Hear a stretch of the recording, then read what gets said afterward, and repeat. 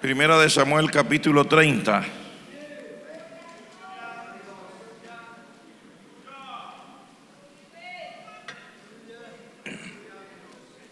Voy a comenzar a leer, les voy diciendo los versos donde seguimos. En el verso 1, cuando David y sus hombres vinieron a Siclac al tercer día, los de Amalec habían invadido el Negev y a Siclac, y habían asolado a Siclac y le habían prendido fuego. Y se habían llevado cautivas a las mujeres y a todos los que estaban allí, desde el menor hasta el mayor. Pero a nadie habían dado muerte, sino se los habían llevado al seguir su camino. Verso 6.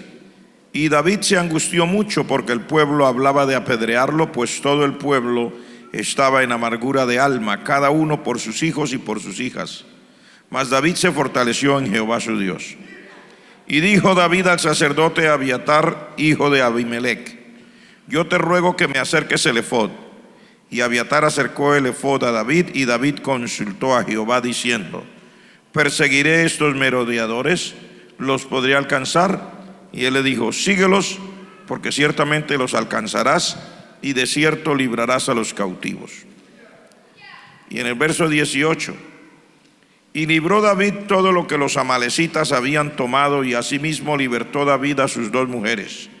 Y no les faltó cosa alguna, chica ni grande, así de hijos como de hijas, del robo y de todas las cosas que les habían tomado. Todo lo recuperó David. Padre, gracias por la palabra. Te pedimos en este momento que nos hables, nos enseñes, nos digas todo lo que necesitamos y nos permitas aprender de ti y aprender de tu palabra para que nuestras vidas sean fortalecidas. En el nombre de Jesucristo de Nazaret, te damos gracias y te pedimos: danos espíritu de sabiduría y revelación en el conocimiento tuyo y de tu santa palabra, Padre. Que no sea el conocimiento de un hombre, no sea, Señor, la sabiduría humana, que tú trates con nuestro corazón. En el nombre de Jesús, amén. Por favor, tomen asiento.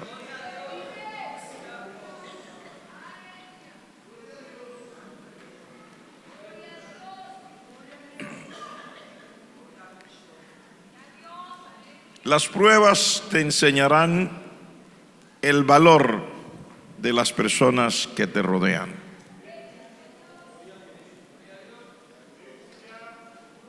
Las pruebas te enseñarán el valor de las personas que te rodean. Vivimos en un mundo superpoblado. Dicen que vamos para los, ¿cuántos? 8,000 millones ya. Sí, ya vamos por 7,000, pero ya vamos para los 8, ya pasamos de los 7. No cabemos en este planeta, dicen los que saben. ¿Cuánto vale la gente que está a nuestro alrededor? Aquí hay una historia. Esta historia la conoce mucha gente, se ha predicado de ella muchas veces y siempre se ha enfocado cuando dice que David y sus hombres habían salido con los filisteos. Los filisteos los rechazaron y David regresó a la ciudad o aldea, digamos, era una ciudad pequeña donde vivían, se llamaba Siclac, y cuando regresaron encontraron que habían venido unos merodeadores que eran amalecitas, que habían invadido esa parte y habían asolado a Siclac y le habían prendido fuego y se habían llevado cautivas a las mujeres, a todos los que estaban allí desde el menor hasta el mayor, pero a nadie habían matado, solamente se los habían llevado al seguir su camino. En esta historia que usted y yo habremos oído muchas veces, se relata cómo David y los hombres que estaban con él lloraron muchísimo, porque imagínense, todo el mundo se quedó sin esposa y sin hijos, y la ciudad en el piso, todo quemado. Como dice alguien, todo lo que tenía mi vida lo perdí. Ellos eran de todas maneras asilados políticos, o sea, ellos no tenían muchas cosas Y moralmente ya ellos estaban sufriendo por la situación, porque no podían vivir en su tierra, estaban entre los filisteos. Y para completar el panorama, pues llegan estos merodeadores y acaban con todo. Se llevan a todas las personas vivas, al ganado, pero lo demás que había, todo lo quemaron. O sea, si tenían casas, las quemaron, las camas se quemaron, los utensilios de cocina se quemaron, el juego de sala se quemó, el comedor se quemó, no había dónde vivir. Pero lo que más les dolía ahora era su familia. Dice, a cada hombre, su esposa o esposas y sus hijos y sus hijas se lo llevaron. La gente se angustió tanto que hablaban de apedrear a David, y entonces dice, David se angustió mucho porque la gente lo quería apedrear. Decidió que tenía que consultar a Dios y le dijo al sacerdote, traiga el efod. Era una parte de la vestidura sacerdotal.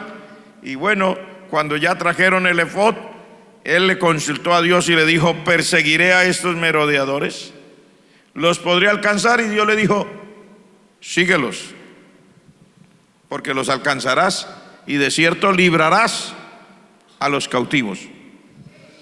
Y se relata cómo después de todo esto, David los encontró en el campo, hubo una batalla, y la parte cumbre de esta historia dice, todo lo recuperó David. No les faltó cosa chica ni grande. Todos los hijos, todas las hijas, todas las mujeres y todas las cosas que se habían robado, porque ellos eliminaron lo que era de eliminar, pero se habían llevado el ganado también. Todo lo recuperó David. Siempre se ha hablado de esa recuperación. Yo quiero enfocar esto de otra manera, porque les he dicho que muchas veces nosotros estamos acostumbrados a ver la cosa desde una misma óptica, siempre desde un punto de vista, pero les he dicho siempre, muchas veces, que la vida y las cosas se ven, depende desde el ángulo que usted los quiera mirar. Usted mismo de espaldas se ve de una manera, de frente se ve de otra, por este lado del perfil se ve de una manera, de este lado se ve de otra, si lo miran desde arriba se ve de otra manera. Hay gente que no le gusta que le tomen fotos del perfil. Yo sé de un artista que tenía una caución para todos los fotógrafos: quien le tomara una foto de un perfil determinado, fuera el derecho o el izquierdo, porque no le gustaba, y había una caución, ningún fotógrafo se atrevía a tomar una foto desde ese ángulo, porque él decía, por ese ángulo perdía popularidad. Ahora yo quiero mirar este pasaje desde otro ángulo. No quiero mirar solamente lo que ya se ha dicho, quiero mirar del valor que tienen las personas que están a nuestro alrededor. Porque la historia nos habla aquí de sí, David tiene 600 hombres, David consulta a Dios, Dios le dice que vaya, él va, dice que se quedaron cansados 200 y esos 200 no alcanzaron a cruzar un torrente, un río fuerte. 400 siguieron con él y fueron y alcanzaron a los merodeadores, tuvieron una batalla y los rescataron. Pero hay entre toda la historia un caso particular que yo quiero, una vez les hice referencia aquí y quiero volver a hacer referencia. Dice, y David siguió adelante con 400 hombres, esto lo dice en el verso 10, porque se quedaron atrás 200 que cansados no pudieron pasar el torrente de Besor. Mire lo que dice, y hallaron en el campo a un hombre egipcio, el cual trajeron a David, y le dieron pan y comió, y le dieron a beber agua, le dieron también un pedazo de masa de higos secos y 2 racimos de pasas. Y luego que comió, volvió en él su espíritu, porque no había comido pan ni bebido agua en 3 días y 3 noches. Y le dijo David: ¿de quién eres tú y de dónde eres? Mira la respuesta. El joven respondió: yo soy siervo de una amalecita, y mi amo me dejó hoy hace 3 días porque estaba muy enfermo. O sea, yo estaba muy enfermo. Hicimos una incursión a la parte del Negev, que es de los hereteos y de Judá, y al Negev de Caleb, y pusimos fuego a Siclag. Quiero referirme a este hombre. Casi no nos referimos a este hombre. Ni siquiera tiene nombre. Ahí aparecen envueltos 2 personajes, no tienen nombre. Dice: un joven egipcio y un amo amalecita. 2 hombres ahí que no tienen nombre. Les hago mención de que este muchacho ni siquiera se da el nombre, porque esa es exactamente la esencia de lo que queremos hablar esta noche. ¿Cuánto valen las personas que están a nuestro alrededor? Muchas veces serán las pruebas las que nos enseñen el valor de los que nos rodean. Porque este muchacho ni siquiera tiene nombre. Si usted mira la historia, él dice: yo estaba enfermo, y tan enfermo, tan grave, que mi amo me dejó aquí en el desierto solo para que me muriera. Y no había comido ni bebido en 3 días y 3 noches. O sea, aparece aquí un hombre que ni siquiera se le da el nombre, que está grave, enfermo, a punto de morir. O sea, un hombre moribundo, sin nombre, que fue abandonado por otro hombre que tampoco se da el nombre. Dice: un amo, porque él era esclavo o siervo de un caballero que era amalecita, que fue el que lo dejó tirado. Dijo: no vale la pena seguir gastando dinero, comida y todo en este muchacho que ya se va a morir. Tiene los pies más del lado de allá que de acá. Dejémoslo. Y lo dejó para que se muriera. Es en medio de todo eso que aparece en la escena David y sus hombres. Y David es sorprendido cuando le traen un muchacho medio muerto.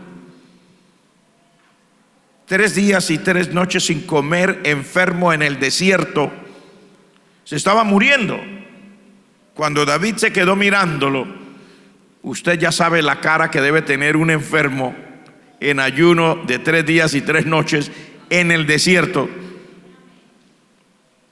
Casi que era un fantasma. Pero dice la escritura que, escúcheme, David habló y le dieron pan y comió, y le dieron a beber agua. ¿Qué más?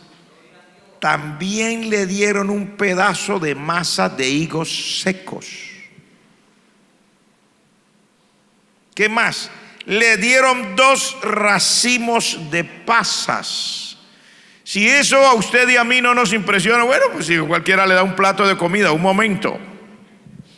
Esta gente estaba de campaña militar. Iban en una empresa militar y los militares llevan la comida contada, porque no pueden llevar más carga de la que necesitan para poder caminar rápido y llegar a donde tienen que llegar. Al mismo tiempo, esa comida para ellos es un tesoro, porque en esas batallas y campañas militares, si el ejército se queda sin comida, va a perder la batalla. Así que ellos ni siquiera se la pueden comer toda, sino que les han enseñado una disciplina. Es lo que yo he oído decir, y le dicen tantas cosas a tal hora, tantas cosas a tal hora y tantas cosas, y llevan medido. Perder eso es exponerse a la muerte. Sin embargo, se encuentran a este muchacho y comienzan a invertirle. Lo primero que le dan es pan. Lo segundo que le dan es agua.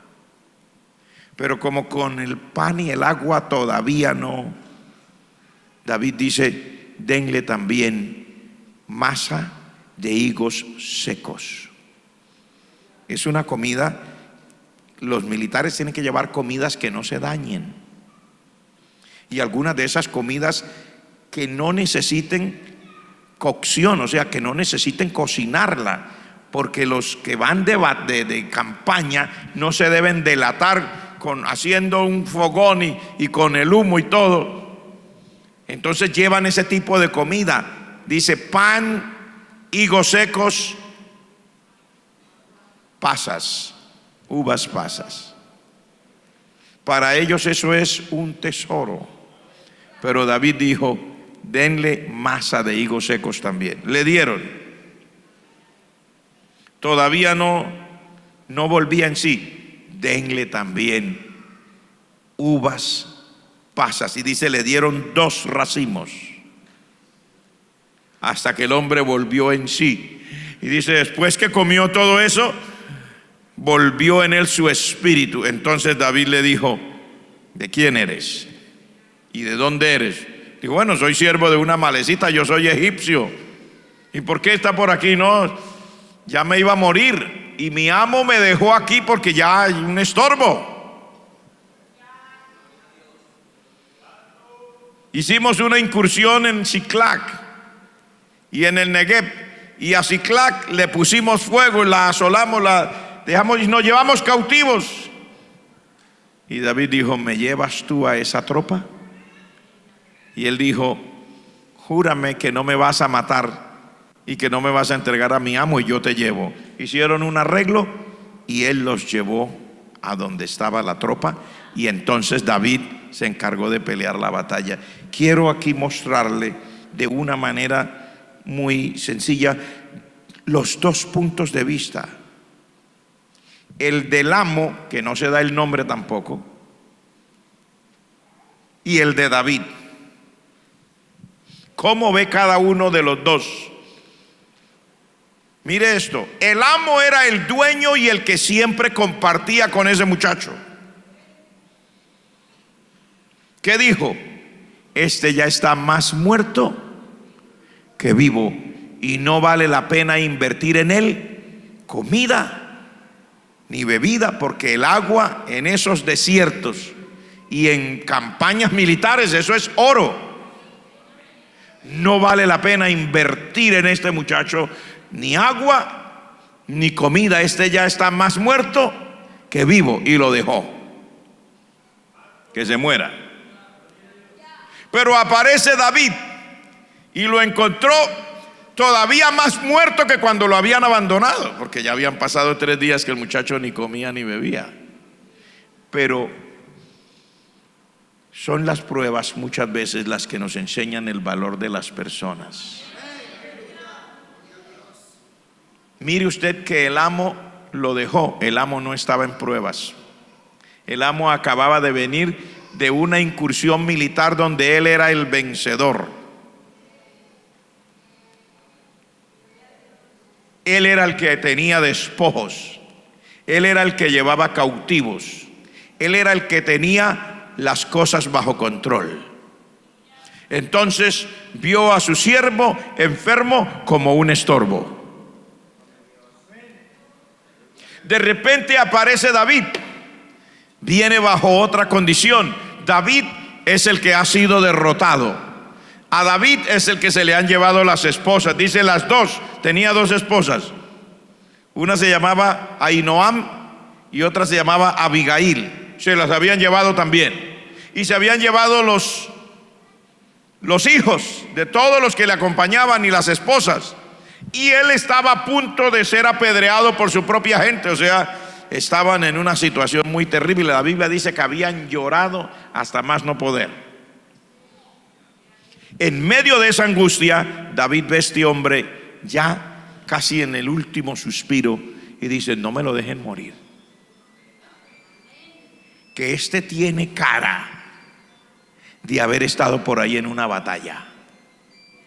Este no se puede morir, hay que resucitarlo. Y para resucitarlo vamos a necesitar invertirle. Vamos a invertirle la comida que su amo no quiso invertir en él. David comenzó a invertirla. El agua que su amo no quiso invertir en él, David comenzó a invertirla. Las raciones de campaña, que eran un tesoro para los militares, que su amo no quiso invertir en él, David comenzó a invertirla. Es más, le dieron abundante, dice 2 racimos de pasas. Comenzó a invertir un tesoro en él. ¿Por qué? Porque en medio de las pruebas y las luchas, David se dio cuenta: ya Dios me dijo que voy a alcanzar a los merodeadores, pero tiene que haber una manera. ¿Dónde los voy a alcanzar? ¿Para dónde se fueron? ¿En dónde están? Si nadie me ha dicho por dónde se fueron. Y este tiene cara de saber. Este tiene cara de haber estado por ahí. Hermanos, nosotros tenemos que aprender el valor de la gente que está a nuestro alrededor. Porque a veces el que se está muriendo, el que uno lo ve como acabado, el que uno lo ve como que ese no, ese sabe. Ese tiene la información que yo necesito para alcanzar a los amalecitas. Porque mire que ya Dios le había dicho a David: sigue porque los alcanzarás. Pero siempre que Dios determina hacer algo, hay un proceso. Y en los procesos hay envueltos personajes. En los procesos están envueltos los individuos. Usted no hace las cosas solo. Por más que usted sea David y por más que usted haya matado gigantes, usted no puede hacer las cosas solo. Yo tampoco. No importa el nombre que tengamos, solos no podemos lograrlo. Porque Dios nos puso en esta vida rodeado de personas. Y entre esas personas están las que Dios va a usar para ayudarnos. Y lamentablemente a nosotros a veces se nos pasa por alto. Vemos a la gente y nos parece como el amo aquel: yo no lo necesito, y lo tira en el camino. Está enfermo, se va a morir. Pero escúcheme, Dios ha determinado que en esta vida todo sea como un tejido, como una red. El Señor lo dice de una manera más clara en el libro de Romanos. Dice: somos miembros de un cuerpo. Cada uno somos parte de algo. Y dice allá en ese libro de Romanos: el miembro del cuerpo que a nosotros nos parece más débil y más insignificante, a ese le damos más honor.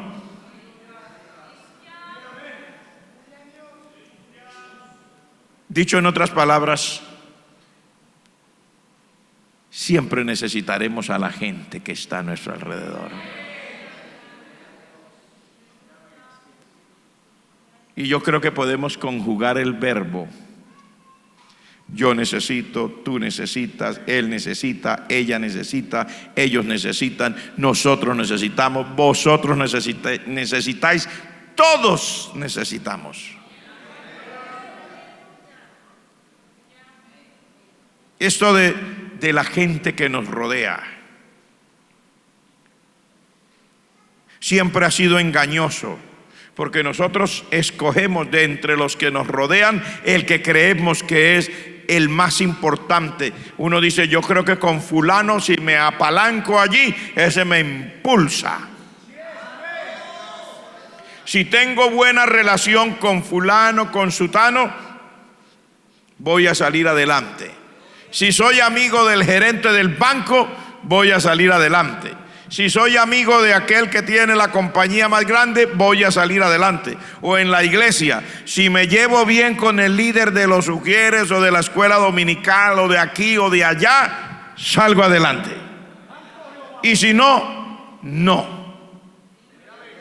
Y si vemos aquel que no tiene ninguna promesa, porque no promete nada, ni siquiera parece tener futuro,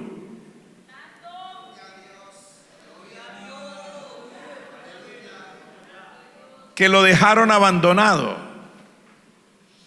que está solo, que lleva 3 días de no comer y no beber, que tiene los ojos hundidos por allá pegados al cerebro, que los labios los tiene resquebrajados por estar en el desierto 3 días y enfermo. Pero muchas veces ese que uno no quiere, porque uno lo desprecia, porque uno dice, ese es un cero a la izquierda, ese es el que yo necesito, dijo David. David dijo, esta es la clave. Ya Dios me habló, pero esta es la clave. A veces nosotros creemos que cuando Dios nos habla no necesitamos a los demás.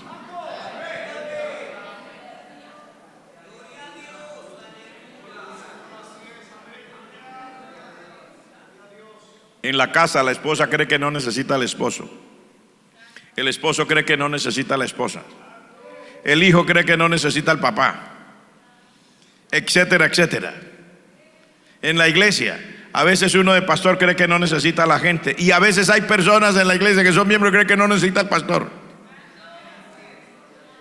Cada uno nos hacemos una ilusión en la cabeza de que Dios me habló, yo no necesito de nadie, con el Señor tengo. Sí, es cierto, con el Señor tengo, pero el Señor también tiene a otros. Y David se había aprendido ese secreto, y las pruebas lo enseñaron a darle valor a cada uno de los que encontrara en el camino, así se estuvieran muriendo. Aprendió a mirar que hay quien tiene lo que yo necesito, aunque ese se esté muriendo. Porque escúcheme, usted y yo no lo tenemos todo. David sabía que Dios le dijo, vas a alcanzar a los merodeadores y los vas a derrotar, pero él necesitaba saber, necesitaba la información. ¿Dónde están? Dios me dijo que Él me los va a entregar, pero ¿dónde están? Hay alguien que sabe dónde están, y ese alguien se estaba muriendo. Había que resucitarlo. Ese alguien necesitaba inversión. ¿Cuánto estamos dispuestos a invertir en los demás? Porque a veces, en vez de invertir a los demás, si encontramos a uno que ya está así como este, medio muerto, y en vez de invertirlo sacamos la espada y ¡pum! Este pobrecito, acabémosle el sufrimiento, ¡tan! Porque ya está más de allá. No, David dijo, no, a ese no hay que acabarlo de pasar con la espada, a ese hay que resucitarlo. Así tenga que invertirle mi comida, mi ración de campaña y las cosas que parecen más de lujo, pero hay que resucitarlo. ¿Cuánto está dispuesto usted a invertir en el que le rodea? Porque a veces nosotros creemos que Dios me da para invertir solo en mí. No queremos invertir en nadie más.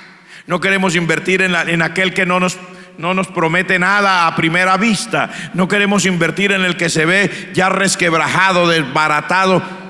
Hay que invertir. Hay que invertir en los demás. ¿Está usted aquí conmigo? Hay que invertir en esa esposa. Hay que invertir en ese esposo. Hay que invertir en ese padre, en esos hijos. Hay que invertir en la gente. Hay que invertir en ese hermano que parece no tener nada. Como que, no, nosotros somos así, los seres humanos. Mire usted y verá que somos así. En las iglesias nos pasa. ¿A quiénes ponemos a hacer cosas? A los que ya están haciendo otras.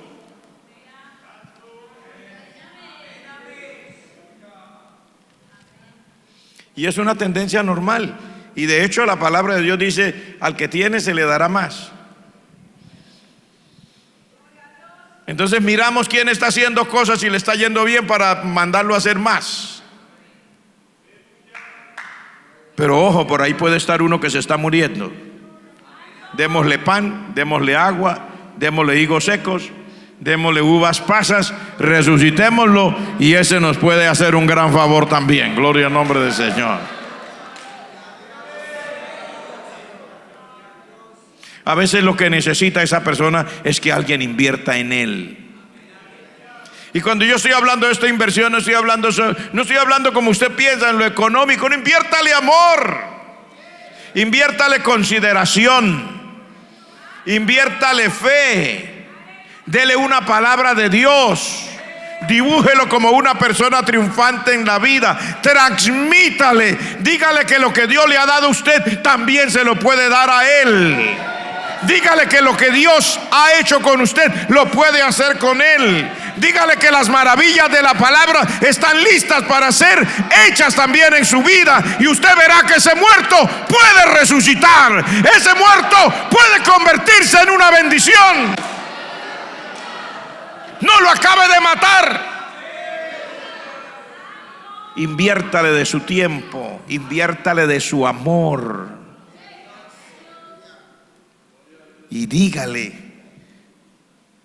yo no te voy a matar y no te voy a entregar en las manos de tu amo. Eso fue lo que animó a este muchacho. Quiero llevarles a otra parte de la escritura porque el tiempo corre muy rápido y solamente me quedan unos cortos minutos. En el capítulo 15 del libro de Hechos dice el verso 37: y Bernabé quería que llevasen consigo a Juan, el que tenía por sobrenombre Marcos. Hechos 15, 37. 38 dice: pero a Pablo no le parecía bien llevar consigo al que se había apartado de ellos desde Panfilia y no había ido con ellos a la obra. Y hubo tal desacuerdo entre ellos que se separaron el uno del otro. Bernabé, tomando a Marcos, navegó a Chipre, y Pablo, escogiendo a Silas, salió encomendado por los hermanos a la gracia del Señor. Cualquiera creería que esto de desacuerdo dentro de la obra del Señor es nuevo. Eso es más viejo que la panela.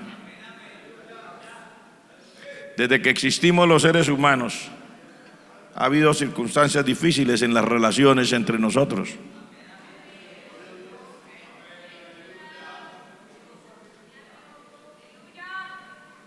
Y aquí está involucrado un hombre llamado Pablo, un apóstol, un hombre de Dios. Pero había otro hombre que también era un hombre de Dios. Se llamaba Bernabé. ¿Sabe usted que Bernabé era el pastor de Pablo? Estudie en la escritura y verá que dice la escritura que cuando los apóstoles vieron que la iglesia en Antioquía estaba creciendo, enviaron allá a Bernabé, que era varón bueno, lleno del Espíritu Santo y de fe. Y la iglesia en Antioquía comenzó a crecer. Y dice: y Bernabé, dice, fue y buscó a Saulo allá en Tarso. Dice, fue y lo buscó y lo encontró y se lo trajo. Así que Bernabé era el pastor de Pablo. Pero con el correr del tiempo, pues el Señor bendice a todo el mundo. También bendijo a Pablo. Entonces Pablo llegó a estar lleno del poder de Dios y ahora era un ministro. Pero hermano, por más que uno crezca, pues hay otros que están ahí también. Y cuando llegó este momento, que habían ido en un viaje misionero, habían llevado a este muchacho que se llamaba Marcos. El nombre de él era Juan, pero Marcos era el sobrenombre. Le llamaban Juan Marcos. este muchacho no aguantó porque el viaje misionero que hicieron era muy terrible. En Chipre, él no aguantó y se devolvió. Le dijo: ay, hermano, yo no puedo seguir, y se devolvió. Bernabé y Pablo terminaron ese viaje. Ahora ya habían terminado el viaje, van a hacer otro viaje. Y entonces, cuando van a hacer el viaje, Bernabé le dice a Pablo: llevemos a Juan Marcos. Pablo le dijo: no, Juan Marcos no, ese muchacho no tiene madera para esto. Él era sobrino de Bernabé.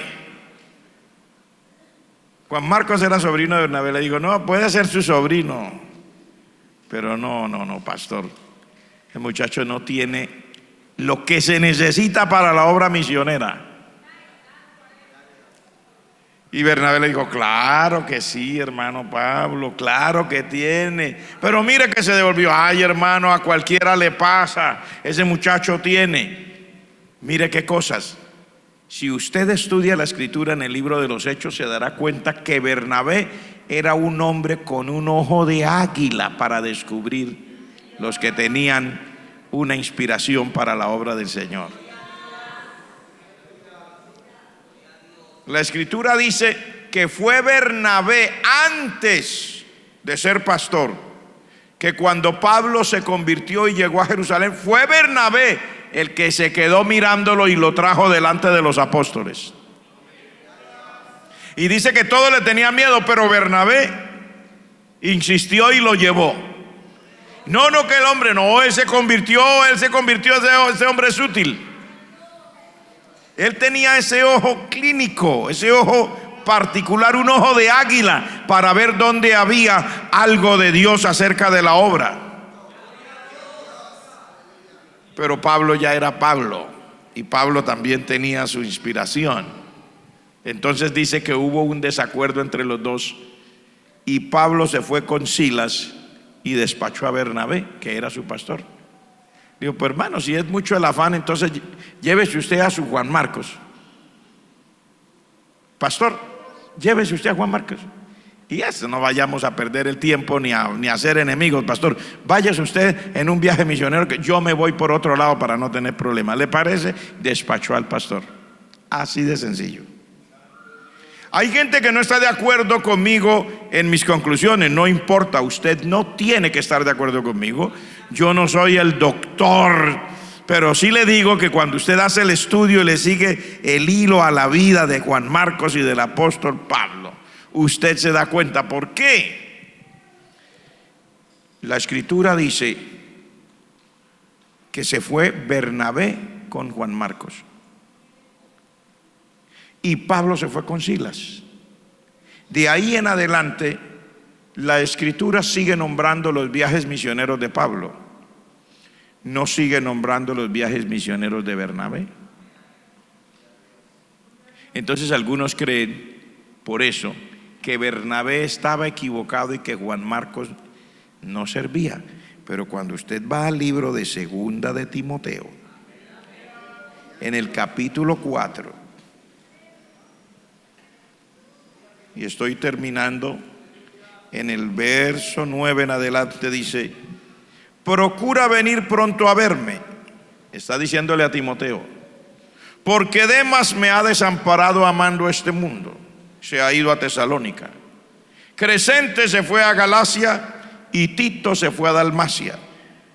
Solo Lucas está conmigo. Toma a Marcos y tráele contigo, porque me es útil para el ministerio. ¿Qué cosas? Habían pasado los años y Pablo estaba preso. No estaba en viaje misionero, estaba en la cárcel.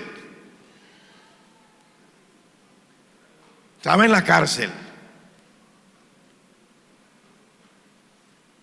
Y ahora desde la cárcel,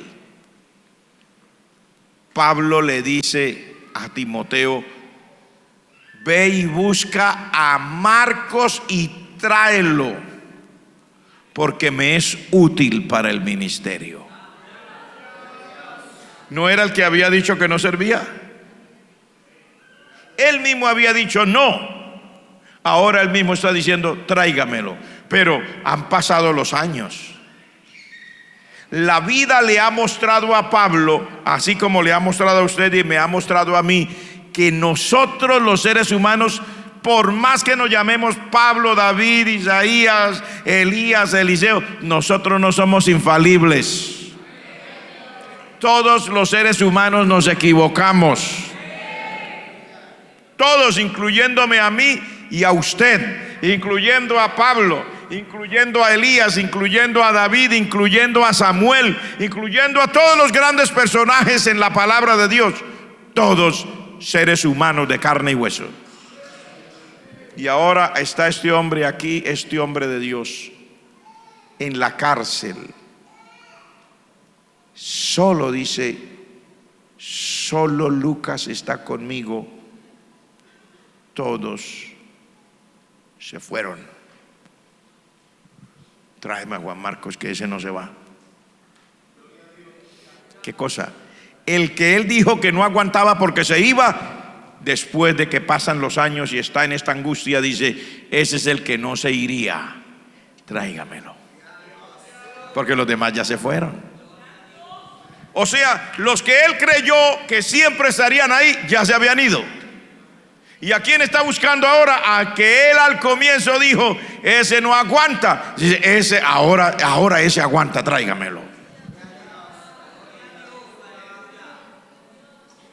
Por supuesto que Juan Marcos había sufrido también. En esta vida todos sufrimos, hermano. En esta vida todos tenemos que pasar pruebas. En esta vida todos tenemos que pasar luchas. Y ya me imagino lo que pasó por la cabeza de Juan Marcos cuando se dio cuenta que él valía tan poco a los ojos de Pablo, que se había atrevido a romper relaciones con Bernabé. Eso no fue una cosa pequeña, eso fue un escándalo. Pero la Biblia no lo dice. Los historiadores dicen que Marcos fue a dar donde Pedro, y Pedro sí lo entendió, porque Pedro sí había tenido esos problemas. Pedro había negado al Señor y se arrepintió y el Señor lo recibió. Pedro, aparte de eso, se fue y quería abandonar el ministerio, se fue a pescar otra vez. El Señor le salió al encuentro y le dijo, pastorea, Pedro, pastorea mis ovejas. Pedro sabía cómo era este negocio de sentirse débil y de ser fortalecido solo por la mano del Señor. Y le dio la mano a Juan Marcos. Cuando Juan Marcos llegó, estoy seguro que llegó con angustias. Pero Dios siempre tendrá a alguien que está hecho a la medida de su necesidad. Gloria al nombre de Dios. Levante la mano el que entiende lo que estoy diciendo. Dios siempre tendrá a alguien que está hecho a la medida de su necesidad. No todos los pastores somos para toda la gente, porque cada uno somos diferentes y Dios sabe cuál es el pastor que puede ayudar a Juan Marcos. Y por eso, aunque Pablo no lo pudo ayudar, lo ayudó Pedro. Gloria al nombre del Señor. No se preocupe por eso, pero quiero decirle, ya terminando, porque quiero terminar ya, que son las pruebas las que muchas veces hacen que reconozcamos cuánto vale el que está a nuestro lado, cuánto valen las personas que nos rodean. No les ponga tan poquito valor. Permita que las personas que están a su lado cobren valor a sus ojos, así como tienen valor a los ojos de Dios. Porque aquel que uno desprecia, Dios lo tiene allí como un canal de bendición. Igual que tenía a este egipcio, a este joven, lo tenía en el camino como una bendición para David. Y también tenía a Juan Marcos como una bendición para Pablo en el final de su ministerio. Dios siempre tiene a los demás como un canal de bendición para nuestras propias vidas. Vamos a estar en pie.